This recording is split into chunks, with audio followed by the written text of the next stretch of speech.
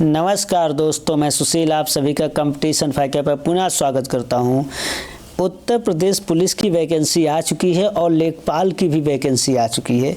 तो इन दोनों टॉपिक को में जो प्रश्न आते हैं इतिहास से या फिर जीएस से जो भी प्रश्न आते हैं, उन प्रश्नों को विधिवत देखते हुए और किस तरह के प्रश्न उठाए जाते हैं, दोनों में सेम टू सेम सिमिलरिटी देखने को मिली है कि कैसे प्रश्न उत्तर प्रदेश पुलिस में जीएस के पूछ रहा है और लेखपाल के में कैसे प्रश्न पूछ रहा है। तो मैं यहाँ पर इतिहास के जो अति संभावित प्रश्न हैं उन प्रश्नों के साथ साथ और भी इतिहास के कॉन्सेप्ट की चर्चा करते हुए आगे बढ़ेंगे और आप सबको बहुत इसमें मज़ा आने वाला है और बहुत कुछ सीखने को मिलेगा।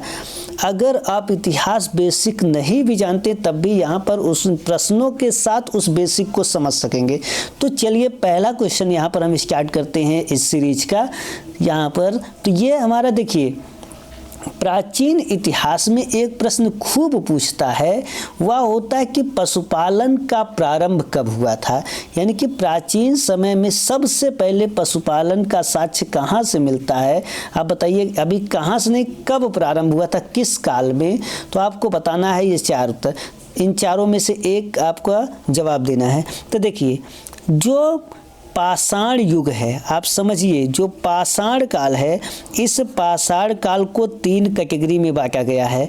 एक है पूरा पाषाण काल, एक है मध्य पाषाण काल और अगला है नव पाषाण काल। इस तरह से तीन पाषाण कालों में बांटा गया है। पाषाण काल यानी जब इंसान पत्थरों के औजार का इस्तेमाल करता था।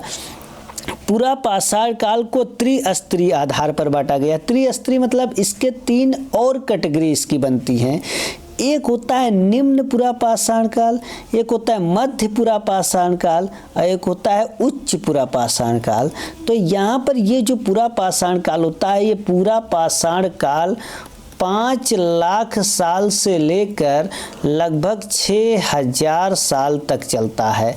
5 लाख साल पहले से लेकर 6000 साल पहले तक पूरा पाषाण काल का समय चलता है। लोग पत्थरों के औजारों का इस्तेमाल करते थे। इसमें से ये जो पूरा पाषाण काल है ये सबसे लंबा चलता है। ये 5 लाख साल पहले से, अब से 5 लाख साल पहले से 10,000 साल पहले तक पूरा पाषाण काल चलता है। इसके तीन कैटेगरी हैं। इसके शुरुआत को निम्न पूरा पाषाण काल कहा गया, फिर मध्य पूरा पाषाण काल, फिर उच्च पूरा पाषाण काल। ये त्रिस्तरीय विभाजन है यहाँ पर। और उसके बाद 10,000 साल पहले से लेकर 8,000 साल पहले ये होता है मध्य पाषाण काल। इसी मध्य पाषाण काल के दौरान लोगों ने क्या किया, पशुओं को पालना शुरू किया। ये मध्य पाषाण काल यानी आज से 10,000 साल पहले से लेकर 8,000 साल के बीच में लोगों ने सर्वप्रथम पशुओं को पालना शुरू किया। पशुपालन का साक्ष्य हमको मिलता है मध्य पाषाण काल से। तो इस तरह से उत्तर हमारा हो जाएगा ऑप्शन डी, मध्य पाषाण काल। इसके बारे में और अगर कुछ जाने तो देखिए, सबसे पहला जो पाला गया पशु था वह था कुत्ता। ये ध्यान दीजिएगा, बहुत ज़्यादा पूछा जाता है। मध्य पाषाण काल में पहली बार पशुओं को पालने का साक्ष्य मिलता है। पहला पालतू पशु जो बना था इंसानों का, वह बना था कुत्ता। इसलिए दो जगह से इसके साक्ष्य मिलते हैं। एक तो मिलता है राजस्थान से और एक मिलता है मध्य प्रदेश के। राजस्थान में एक जगह है जिसको यहाँ पर राजस्थान में एक जगह है, वहाँ से इसके पशुपालन के साक्ष्य मिलते हैं। और मध्य प्रदेश में एक जगह है, वहाँ से पशुपालन के। राजस्थान में बागोर नामक जगह है, बागोर से। और मध्य प्रदेश में आदमगढ़, मध्य प्रदेश में आदमगढ़ से पशुपालन के साक्ष्य मिलते हैं। पहला पालतू पशु जो है वह है कुत्ता।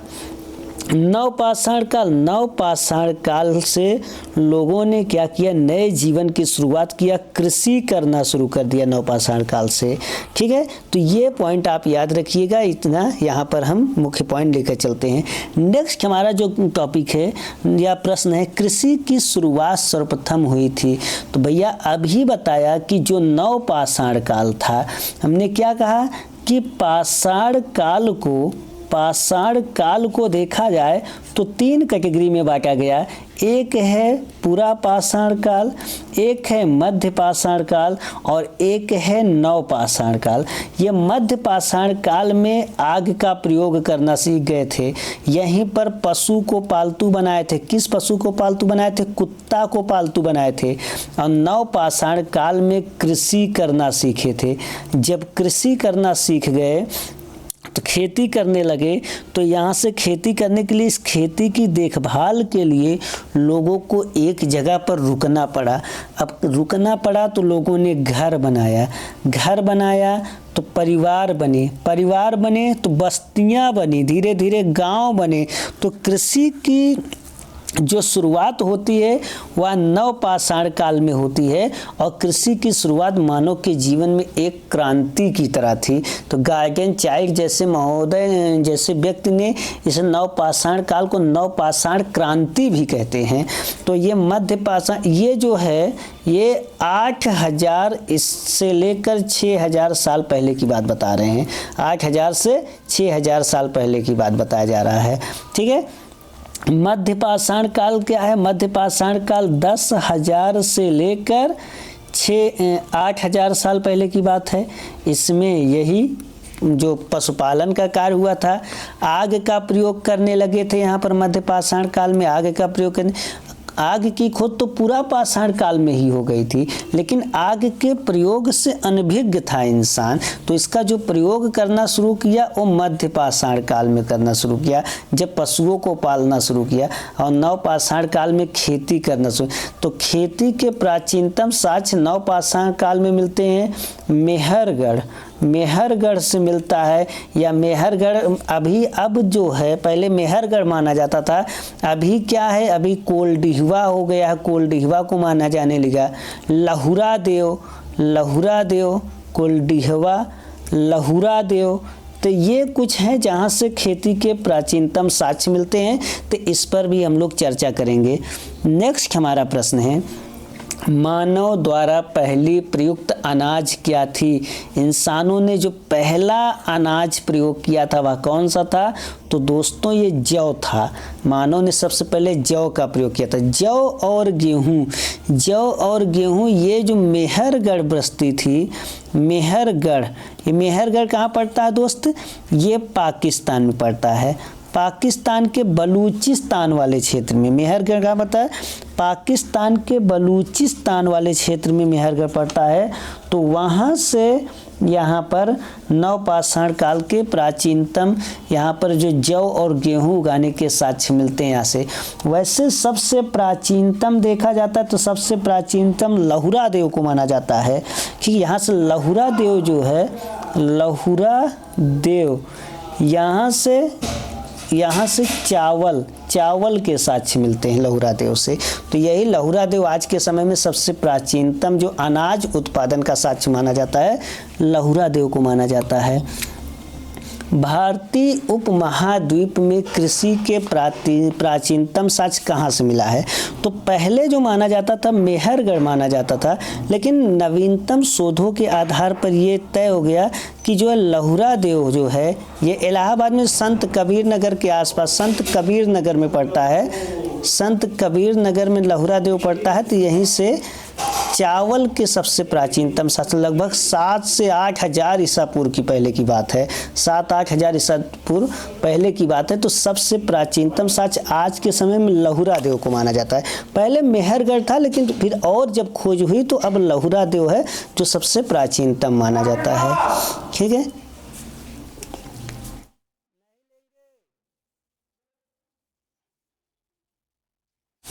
तो ये है अब बुर्ज होम। ये देखिए, ये भी एक नवपाषाण कालीन बस्ती है। यहाँ से क्या है? बुर्ज होम। बुर्ज होम का मतलब क्या होता है दोस्त? भुर्ज वृक्ष। भुर्ज नाम के पेड़ से बुर्ज होम का एक पता चलता है। और यहाँ पर देखिए, यहाँ से मानव के साथ कुत्ता दफनाने का साक्ष्य मिलता है। मानव के साथ कुत्ता दफनाने का साक्ष्य जो मिलता है वह बुर्ज होम से मिलता है। ये कहाँ पड़ता है? ये कश्मीर में पड़ता है।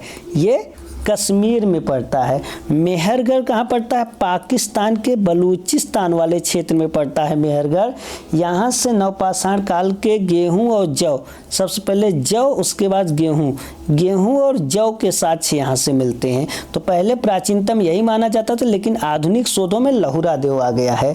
ठीक है, तो ये बात आप ध्यान दीजिएगा।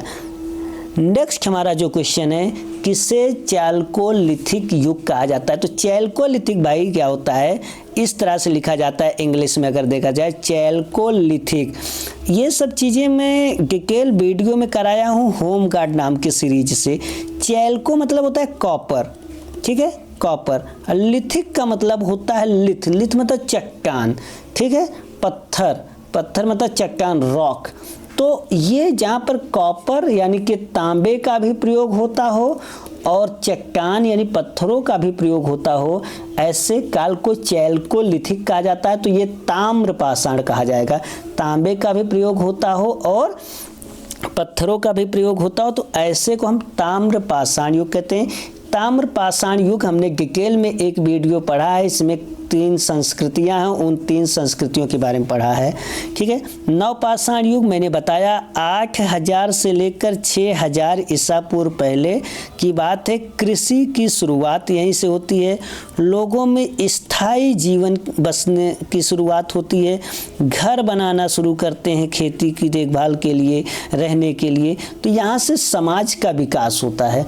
मध्यपाषाण काल, यही जो मैंने कहा कि राजस्थान और मध्य प्रदेश से पशुपालन के साक्ष्य मिलते हैं। राजस्थान में बागौर और मध्य प्रदेश में आदमगढ़, ये 2 क्षेत्र हैं जहाँ से मध्यपाषाण काल में पशुपालन में क्या, डॉगी यानी कि कुत्ता पहला पशु था। लौह युग किसे कहा जाता है दोस्त? लौह युग क्या है? तो लौह युग आएगा आपका वैदिक काल। वैदिक जो पीरियड है, ठीक, वैदिक काल में जो उत्तर वैदिक होता है, वैदिक पीरियड, वो लौह युग के नाम से भी जाना जाता है। नेक्स्ट हम देखेंगे भीमबेटका की गुफाएं किसके लिए प्रसिद्ध है? भाई भीमबेटका कहाँ है भैया? मध्य प्रदेश में। भीमबेटका कहाँ है? मध्य प्रदेश कहाँ है? रायसेन जिला। मध्य प्रदेश में कहाँ है? रायसेन जिला। तो भीमबेटका जो है मध्य प्रदेश में रायसेन जिला में पड़ता है। ये किस लिए प्रसिद्ध है? तो यहाँ पर जाएंगे आप, जब वहाँ की गुफाओं में जाएंगे तो बहुत से सैल मीन्स होता है चट्टान, उन चट्टानों में बहुत से चित्र बने हुए हैं। तो इसलिए ये भीमबेटका प्रसिद्ध है कि गुफाओं में शैल चित्रों के लिए प्रसिद्ध है। कहाँ पड़ता है? ये मध्य प्रदेश के रायसेन जिला में पड़ता है। नेक्स्ट जो क्वेश्चन है, किस स्थान पर मानव के साथ कुत्ता दफनाने का साक्ष्य मिला है? तो अभी बताया कि मानव के साथ कुत्ता दफनाने का जो साक्ष्य मिला है वह मिला है बुर्ज होम से। कहाँ से मिला है? बुर्ज होम से। तो बुर्ज होम का मतलब होता है ये ऑप्शन सी, वृक्ष, यानी कि भुर्ज वृक्ष। तो यहाँ से मानव के साथ कुत्ता दफनाने का साक्ष्य मिलता है बुर्ज होम से। और इसमें देखते हैं चौपानी मांडो क्या है? चौपानी मांडो भैया उत्तर प्रदेश में पड़ता है। चौपानी मांडो उत्तर प्रदेश में प्रयागराज के आसपास पड़ता है। यहाँ पे बहुत सी झोपड़ियाँ मिली हैं, मधुमक्खी के छत्ते जैसी झोपड़ियाँ मिली हैं, गोल गोल मधुमक्खी के छत्ते जैसी झोपड़ियाँ यहाँ से मिली हैं। विश्व के प्राचीनतम मृदभांड के साक्ष्य यहाँ से मिलते हैं। विश्व के प्राचीनतम मृदभांड मतलब मिट्टी के भांड मीन बर्तन। पूरे विश्व में सबसे प्राचीनतम जो मिट्टी के बर्तन मृदभांड के साक्ष्य मिलते हैं चौपानी मांडो। ये उत्तर प्रदेश प्रयागराज के पास बहुत से यहाँ पर क्या है, मधुमक्खी के छत्ते के आकार की बस्तियाँ मिली हैं, झोपड़ियाँ मिली हैं। ठीक है, तो ये क्या है? चौपानी मांडो। कोलडीवा मैंने बताया, तो ये कोलडीवा जो है ये भी हमारा उत्तर प्रदेश में पड़ता है। ठीक है, और उत्तर प्रदेश में बोलन नदी वही प्रयागराज के आसपास पड़ता है। यहाँ से क्या होता है कि खेती के साक्ष्य यहाँ से भी मिलते हैं। ठीक है, धान की खेती के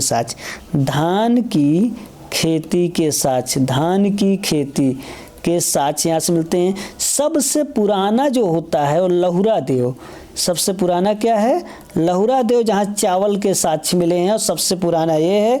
उसके बाद दूसरे नंबर पे ये कोल्डिहवा आता है, फिर मेहरगढ़ आता है।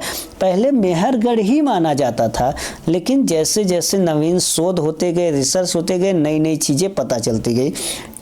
तो ये हम एक चीज़ में कई चीज़ देखने की कोशिश कर रहे हैं। तो ये सब इम्पॉर्टेंट फैक्ट की मैं बात कर रहा हूँ। सबसे प्राचीन खेती के साक्ष्य लहुरा देव से मिलता है, संत कबीर नगर। लहुरा देव यानी चावल के प्राचीनतम साक्ष्य हैं। ठीक है, नेक्स्ट जो क्वेश्चन है, भारतीय पुरातत्व का जनक किसे कहा जाता है? तो ये डिटेल वीडियो में मैंने बताया है कि भारतीय पुरातत्व का जनक जो कहा जाता है, अलेक्जेंडर कनिंघम को कहा जाता है। भारतीय पुरातत्व का जनक, इन्होंने ही भारत में इतिहास की परतों को खोलना शुरू किया। इन्हें अलेक्जेंडर कनिंघम को पुरातत्व का जनक कहा जाता है। पहले यही बनाए गए थे पुरातत्व विभाग के भारतीय संदर्भ में जो हेड बनाए गए थे। दयाराम साहनी कौन है? दयाराम साहनी याद करिए, 1921 में जो हड़प्पा नामक जगह पे खुदाई का कार्य किए थे और रावी नदी के तट पर जो इसकी खोज किए थे, और एक शहर निकल के आया था हड़प्पा जगह में, और यहीं से एक नई सभ्यता की खोज हुई थी जिसे हड़प्पा सभ्यता कहा गया। तो ये दयाराम साहनी है। जेम्स प्रिंसेप वो हैं जो 1837 में अशोक के जो शिलालेख थे, सम्राट अशोक मौर्य, ठीक है, चंद्रगुप्त मौर्य के जो पोते थे उनके, अशोक मौर्य बिंदुसार के लड़के, देखिए चंद्रगुप्त मौर्य का लड़का बिंदुसार, बिंदुसार का लड़का अशोक मौर्य। तो इन अशोक मौर्य ने बहुत से शिलालेख खुदवाए थे, बहुत से स्तंभ लेख बनवाए थे। तो उसको पढ़ने का जो श्रेय जाता है सबसे पहले जेम्स प्रिंसेप को जाता है। तो जेम्स प्रिंसेप वो व्यक्ति है। नेक्स्ट जो क्वेश्चन है, राष्ट्रीय मानव संग्रहालय कहाँ है? पूछा गया प्रश्न है दोस्त। राष्ट्रीय मानव संग्रह, भाई राष्ट्रीय मानव संग्रहालय वैसे तो ये भोपाल में है, ठीक है। इसे इंदिरा गांधी राष्ट्रीय मानव विज्ञान संग्रहालय भी कहा जाता है। इसकी स्थापना 1977 में हुई थी। कहाँ हुई थी? भोपाल में हुई थी। और इसे क्या कहते हैं भाई? इंदिरा गांधी राष्ट्रीय मानव विज्ञान संग्रहालय के नाम से भी जाना जाता है। तो ये केवल छोटा सा पॉइंट है, फैक्ट है, इसको याद रखिएगा। हड़प्पा किस सभ्यता से संबंधित है? अरे अभी तो बताया कि 1921 में दयाराम साहनी एक व्यक्ति थे। इन्होंने जो रावी नदी जाती है, तो रावी नदी के बाएं तट पर, ये मान लीजिए रावी नदी ऐसे पाकिस्तान की ओर जा रही है, इसके बाएं तट पर स्थल, वहाँ पर इन्होंने जब देखा तो बहुत से ईंट दिखाई दिए। उसके बाद जब खुदाई किए तो पूरा जमीन के नीचे बड़ा सा शहर मिला। तो ये हड़प्पा सभ्यता यानी सिंधु घाटी सभ्यता से संबंधित है। मिस्र की सभ्यता ये नील नदी के तट पर है। कहाँ है? नील नदी के तट पर। कहाँ पर? अफ्रीका महाद्वीप में। अफ्रीका महाद्वीप में नील नदी के तट पर मिस्र यानी देश में ये मिस्र की सभ्यता प्राचीन सभ्यताएं हैं। वैदिक सभ्यता ये सिंधु घाटी सभ्यता के बाद पनपती है। सिंधु घाटी सभ्यता के बाद ये भारत में पनपती है, सिंधु नदी के आगे बढ़ती हुई। सिंधु घाटी की सभ्यता सिंधु नदी के किनारे। अब कहोगे सर हड़प्पा तो रावी नदी के तट पर मिला था, तो रावी घाटी सभ्यता बोलना चाहिए। भाई हड़प्पा से ज़्यादा बड़ा स्थल मोहनजोदड़ो प्राप्त हुआ था, और मोहनजोदड़ो सिंधु नदी के किनारे। तो सिंधु नदी बहुत बड़ा शहर मिला जिसे सिंधु घाटी सभ्यता। और ये है सुमेरियन की सभ्यता, ये ईरान में पड़ता है। ईरान में दजला एवं फरात नदी के तट पर ईरान की सभ्यता। तो विश्व की प्राचीनतम 3 सभ्यताएं हैं। एक है मिस्र की सभ्यता, सिंधु घाटी की सभ्यता और सुमेरियन की सभ्यता। ये 3 प्राचीन सभ्यताएं हैं। डिटेल वीडियो में थ्योरी वाले में मिलेगा आपको। और ये जो हड़प्पा है ये सिंधु घाटी सभ्यता से संबंधित है। नेक्स्ट जो प्रश्न बनता है, सिंधु सभ्यता संबंधित है। भाई अभी यहाँ हड़प्पा किससे संबंधित है, तो हड़प्पा सिंधु सभ्यता से संबंधित है। सिंधु सभ्यता किससे संबंधित है, देखिए इतिहास को 3 भागों में बांटा गया है, हिस्ट्री को 3 भागों में बांटा गया है। एक प्री हिस्ट्री यानी प्राग ऐतिहासिक काल, प्राग ऐतिहासिक काल एक है, और एक है आद्य ऐतिहासिक काल, और एक है ऐतिहासिक काल। ठीक है, तो प्राग ऐतिहासिक काल में पाषाण काल आता है, जब लोगों को लिखने उखने का कोई ज्ञान ही नहीं था, पढ़ना लिखना इंसान जानता ही नहीं था, उनके बारे में हमको जानकारी मिली है तो पुरातात्विक साक्ष्यों के माध्यम से, यानी खुदाई द्वारा प्राप्त साक्ष्यों के माध्यम से जानकारी मिली है।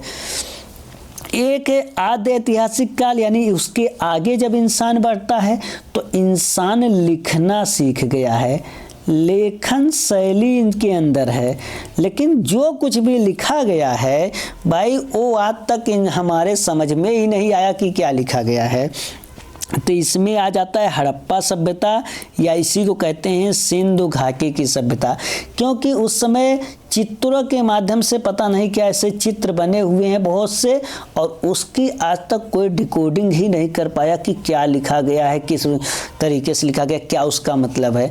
तो यहाँ पर लिखा हुआ चीज़ तो मिला है, लेकिन उसका इतिहासकार अभी तक उपयोग नहीं कर पाए हैं कि भैया लिखा क्या है। तो ये आद्य ऐतिहासिक है, पुरातात्विक के बारे से इनके बारे में भी जानकारी मिलती है खुदाई से, लेकिन यहाँ पे लिखा हुआ चीज़ भी मिला है, तो ये आद्य ऐतिहासिक। तो आद्य ऐतिहासिक, तो सिंधु घाटी सभ्यता ऐसी ही सभ्यता है जो आद्य ऐतिहासिक में आता है। ऐतिहासिक क्या होती है भाई, जिसमें लेखन कला भी रहा हो और इसे पढ़ भी लिया गया हो, जैसे मौर्य साम्राज्य के बारे में।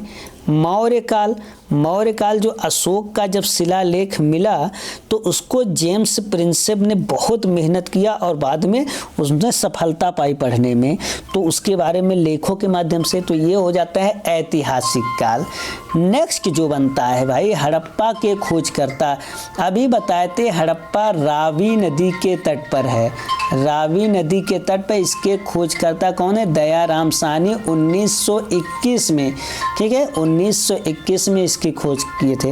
राखाल दास बनर्जी मोहनजोदड़ो की खोज किए थे, मोहनजोदड़ो 1922, ये सिंधु नदी के दाएं तट पर है, सिंधु नदी के दाएं तट पर पड़ता है। तो ये नेक्स्ट हमारा जो क्वेश्चन है वह सिंधु घाटी सभ्यता का आकार कैसा था। भाई देखो सिंधु घाटी सभ्यता का आकार जो है त्रिभुजाकार है, सीधी सी बात त्रिभुजाकार है। देखिए उत्तर में, सबसे उत्तर में कश्मीर में मांडा मिला हुआ है, सिंधु घाटी सभ्यता का जो सबसे उत्तरी स्थल है मांडा मिला हुआ है। उसके बाद ऐसे आइए तो उत्तर प्रदेश में मिलता है आलमगीरपुर, आलमगीरपुर उत्तर प्रदेश में मिलता है। उसके बाद यहाँ पर दक्षिण में आएंगे तो दक्षिण में भाई मिलता है, दक्षिण में क्या मिलता है, दक्षिण में मिलता है दैमाबाद, दैमाबाद ये महाराष्ट्र में मिलता है दक्षिण में। उसके बाद पाकिस्तान में बिल्कुल चले जाए, यहाँ मिलता है सुतकांगेडोर, सुतकांगेडोर।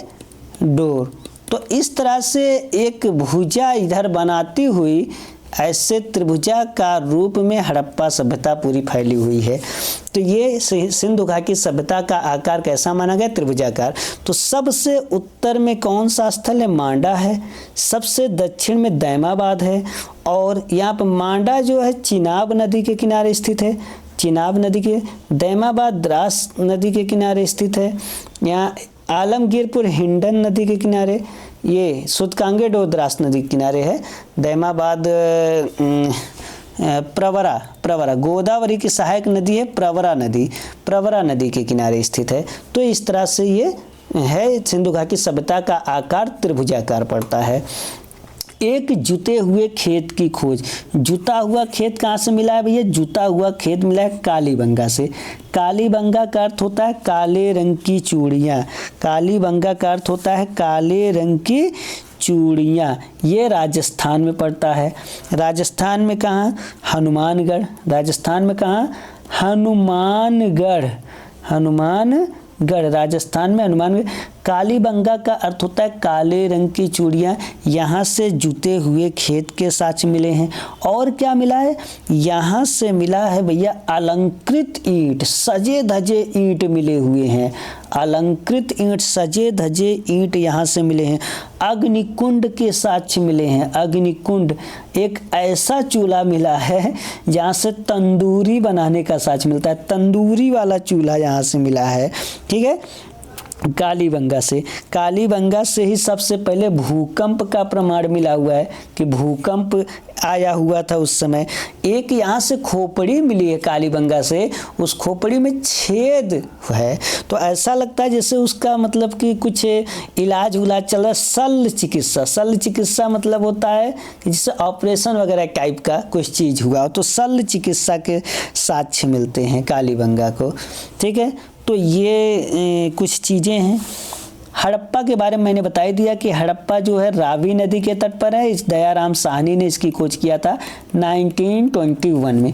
मोहनजोदड़ो 1922 में, एक साल बाद सिंधु नदी के किनारे। और राखाल दास बनर्जी मोहनजोदड़ो से बहुत चीज़ें मिली हुई हैं, जिससे विशाल स्नानागार अभी आगे हम देखेंगे। लोथल गुजरात में है। लोथल कहाँ है, गुजरात में है। जैसे ये गुजरात ऐसे है ना, तो यहीं पर लोथल पड़ता है। ठीक है, ये कच्छ की खाड़ी जो है, तो यहाँ पर कच्छ, यहाँ पर लोथल, यहाँ पर भोगवा नदी जाती है। यहाँ से कौन सी नदी जाती है, भोगवा नदी। तो लोथल भोगवा नदी के तट पर है। यहाँ पर देखो ये समुद्र के पास है, इसलिए ये बंदरगाह के साक्ष्य यहाँ से मिले हुए हैं। लोथल से किसके साक्ष्य मिले हुए हैं, बंदरगाह के साक्ष्य मिले हुए हैं लोथल से। नेक्स्ट क्वेश्चन है, ये वही है, एक जुते हुए खेत की खोज कहाँ हुई है भैया, कालीबंगा जिसे काले रंग की चूड़ियाँ, इसका शाब्दिक अर्थ है।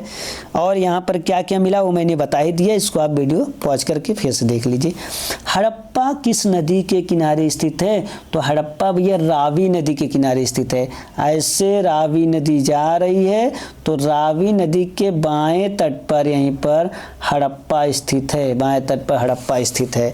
1921 में इसकी खोज हुई थी दयाराम साहनी पहला यही स्थल था हड़प्पा सभ्यता का खोजा गया। ठीक है, नेक्स्ट सिंधु सभ्यता का विशाल स्नानागार, एक बड़ा सा नहाने का तालाब मिला है। तो ये कहाँ से मिला है, ये मोहनजोदड़ो से मिला है। मोहनजोदड़ो 1922 राखाल दास बनर्जी जिसके खोज करता हैं। तो ये मोहनजोदड़ो में विशाल स्नानागार मिला हुआ है। यहाँ से बड़ा सा अन्न भंडार यानी अन्न का गोदाम मिला है, अन्न रखने का गोदाम मिला हुआ है। एक नर्तकी मिली, कांसे की एक मूर्ति मिली हुई है नग्न अवस्था में। कहाँ से, मोहनजोदड़ो से ही कांसे की एक मूर्ति मिली हुई है, जो लगता है कि जिससे वो डांस करे। उसका एक हाथ पैर पर है, दूसरा हाथ क्या है, जैसे ये है तो एक हाथ क्या है इसके पैर पे है, दूसरा हाथ क्या है कमर पर है, इस तरह से। तो नर्तकी पूरी नग्न अवस्था में है। एक पुरोहित की मूर्ति यहाँ से मिली हुई है, पुरोहित की मूर्ति मिली हुई है यहाँ से। तो इस तरह से कई चीज़ें हैं। एक पशुपति नाथ की मूर्ति मिली हुई है, मतलब एक ऐसे पट्ट है, इस पे क्या है, एक आदमी है, इसके सींग लगी हुई है, ये अलथी पलथी पूरा पैर ऐसे लग बैठा हुआ है, ऐसा कि इसके आदिनाथ बोला गया है, आदिनाथ शिव बोला गया है इसे, या पशुपति नाथ बोला गया है। तो ये मोहनजोदड़ो से ये सब चीज़ें मिली हुई हैं। हड़प्पा से कब्रिस्तान R37 के साक्ष्य मिले हुए हैं। हड़प्पा से कब्रिस्तान R37 के साक्ष्य मिले। सबसे पहले अगर भारत में चांदी का प्राचीन साक्ष्य मिलता है तो कहाँ से मिलता है, हड़प्पा से मिलता है। ठीक है, हड़प्पा से मिलता है। यहाँ से एक व्यायाम यानी एक्सरसाइज करते हुए व्यक्ति का चित्र मिला हुआ है हड़प्पा से। लोथल अभी मैंने बताया कि गुजरात में पड़ता है, भोगवा नदी के तट पर पड़ता है। ये समुद्र के किनारे स्थित होने के कारण बंदरगाह का साक्ष्य यहाँ से मिलता है। लोथल से बंदरगाह का साक्ष्य मिलता है। जो प्रमुख पॉइंट है मैं उसको यहाँ पर लेकर चल रहा हूँ, जिससे एग्जाम में पूछा जा सकता है। ठीक है। और अगला कालीबंगा, कालीबंगा मैंने बता दिया कि क्या है। नेक्स्ट क्वेश्चन है सिंधु सभ्यता का सबसे उत्तरी स्थल। तो सबसे उत्तर में कश्मीर में पड़ता है मांडा, चिनाब नदी, कहाँ पर? चिनाब नदी के किनारे। और सबसे दक्षिण में महाराष्ट्र में पड़ता है दैमाबाद। जो सिंधु घाटी की सभ्यता का सबसे दक्षिण में कहाँ तक मिला हुआ है? तो यहाँ पर महाराष्ट्र में दैमाबाद है। तो और इधर आ जाइए पाकिस्तान में, ये सूतकांगेडोर, पाकिस्तान में क्या मिलता है? सूतकांगेडोर मिला हुआ है। और इधर उत्तर प्रदेश में आलमगीरपुर। तो ऐसे एक संरचना बनती है इस तरह से। तो इस संरचना, इसको एक भुजा माना गया कि एक भुजा में है और ये एक त्रिभुज बना रहा है, तो त्रिभुजाकार। तो यहाँ से देखिए तो सबसे उत्तर में क्या पड़ेगा? मांडा। तो यहाँ पर क्या हो जाएगा? मांडा। ठीक है। यहाँ पर नदियों के भी नाम बता दिया कि कहाँ पर कौन सी नदी। मांडा चिनाब नदी, मांडा चिनाब नदी। दैमाबाद, दैमाबाद दक्षिण में गोदावरी के तट पर प्रवरा नदी, प्रवरा नदी गोदावरी की सहायक नदी, गोदावरी की सहायक नदी है। सूतकांगेडोर पाकिस्तान में बलूचिस्तान वाले क्षेत्र में, यहाँ पर ये सबसे पश्चिमी पूर्वस्थल द्रास नदी या द्रास नदी। आलमगीरपुर यहाँ पर उत्तर प्रदेश में हिंडन नदी, हिंडन नदी के तट पर स्थित है। तो ये कुछ क्वेश्चन है। अगली सीरीज में हम और भी अच्छे क्वेश्चन लेकर आएंगे जो एग्जाम में पूछे जाते हैं। अगर ये आपको वीडियो पसंद आता है, नॉलेज अगर आपको गेन हो रहा है, लग रहा है कि चीज़ें अच्छे से समझ में आ रही हो, बहुत ज़्यादा एक प्रश्न में बहुत ज़्यादा हमको कॉन्सेप्ट और फैक्ट देखने को मिल रहे हैं, तो आप प्लीज़ वीडियो को लाइक कीजिए, शेयर कीजिए और हमारे चैनल को सब्सक्राइब कीजिए। Thank you for watching.